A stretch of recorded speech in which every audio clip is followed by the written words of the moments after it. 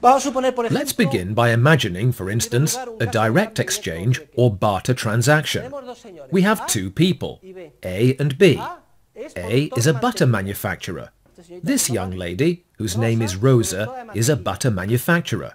She has so many kilos of butter that the nth kilo of butter, let's say the 200th kilo she has in the refrigerator,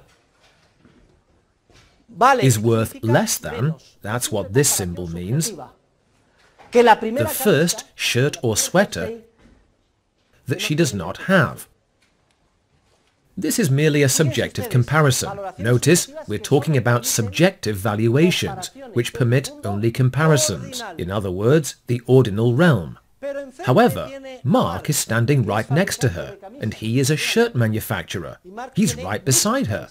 Well, Mark has a lot of shirts, so the last shirt is worth less to him than... Mark lacks butter, and it turns out he's a big eater. I know that well, because the other day I treated him to dinner, and it cost me a pretty penny.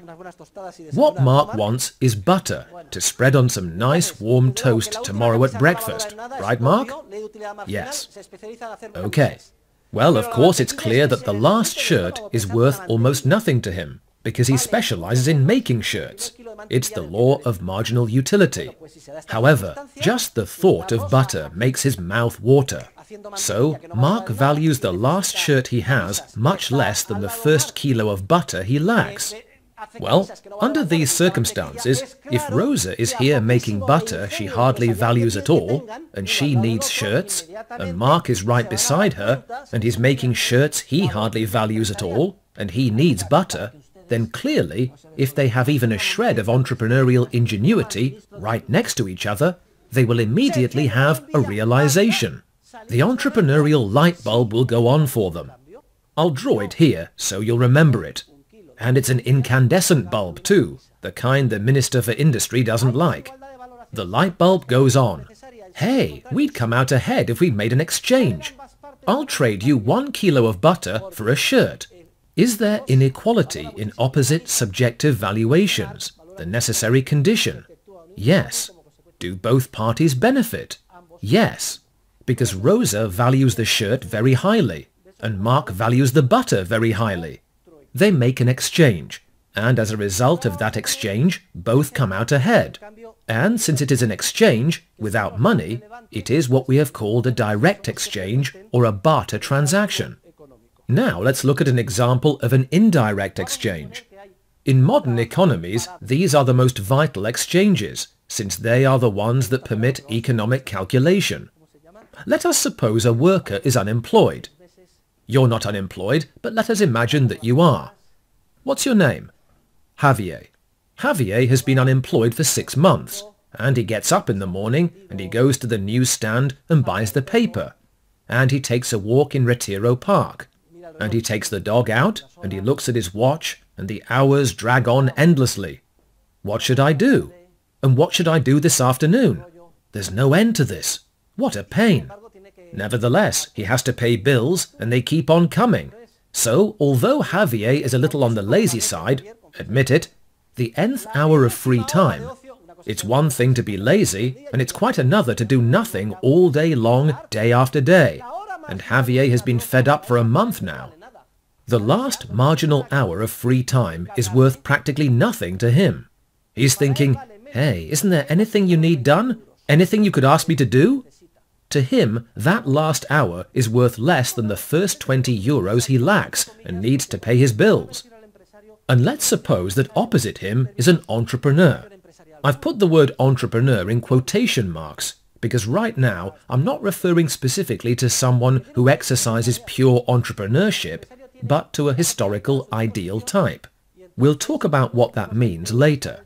He has an entrepreneurial project, and he has considerable capital at his disposal. So, although the last 20 euros are worth something to him, they are relatively insignificant. However, he does urgently need an hour of labor. So to him, 20 euros are worth much less than the services provided by that specialized worker, in this case, Javier.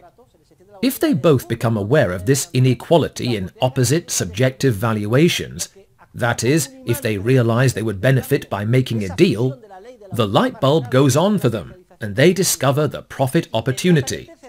Profit opportunities tend to be discovered because they act as powerful magnets that attract people to exchanges. That fusion of the law of marginal utility and the law of specialization, as we have seen. The two would immediately agree on the following exchange. I'll pay you 20 euros for an hour of work, and they would both come out ahead. The unemployed worker would have employment and receive 20 euros, and the entrepreneur would receive an hour's work. And since money would be used, this would be an indirect exchange. There is a fundamental difference here, because the indirect exchange involves what is called a historical ratio of exchange, that is, a market price, specifically 20 euros an hour. A market price is any historical ratio of exchange expressed in monetary units. Ratio of exchange in monetary units. And that is the marvel. Dear students, the marvel is that the whole thing starts with subjective valuations which cannot be measured, and yet, in the end, it takes the form of a number, the result of a numerical calculation, 20 euros. And that is an observable historical fact. In a certain place, at a certain moment in history, the price of an hour of work was 20 euros.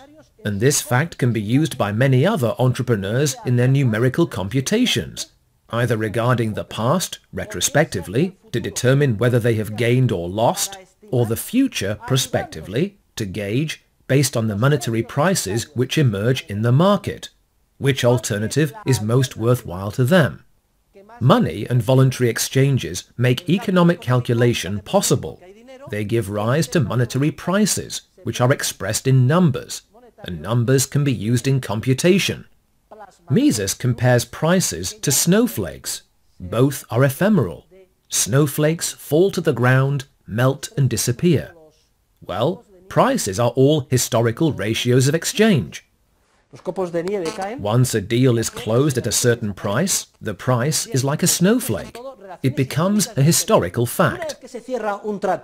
Nevertheless, such historical facts, especially if recent, prove invaluable to entrepreneurs by helping guide their action, as we shall see in our next classes.